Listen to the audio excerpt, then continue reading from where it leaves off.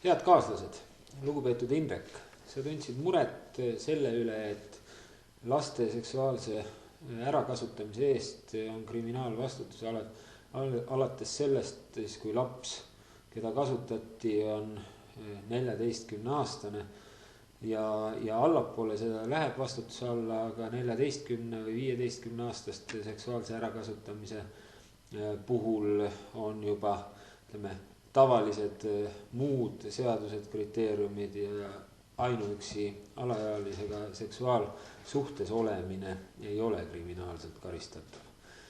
Mis puudutab üldse alaealiste ja täiskasvanute suhet, siis see on omaette teema ja psühholoogide pärusmaa, aga siin on ka muidugi oma kasvatuslik moment. Praegu reklaamitakse igal pool ühiskonnas keha müümist kui peamist hüve ja see, mida inimesed naudivad, vaimsetest väärtustest see järjest kaugeneb. Kui me vaatame reklaami maailma, siis autokummegi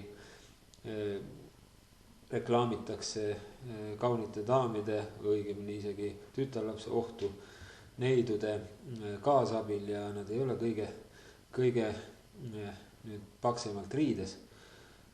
Ma arvan, et seda piiri, mille asi oleks kriminaalvastutuse all, tuleks tõsta vähemalt 16. eluaastale, sest igasugused kommionud hiilivad praegu lastele lähedale ja kui lastel on pähe pandud reklaamipäitsed ja nad arvavad, et see ongi elu, kui sulle silma pilgutatakse ja sinu keha nähakse, et muid väärtusi elus ei olegi, siis on see laps tegelikult kaitsetu. Me peame seadusega last kaitsma, kui ta ennast ise kaitsta veel ei suuda ja võib-olla hakkavad siis kommionud ka rohkem mõtlema, kui neid ähvardavad karistused.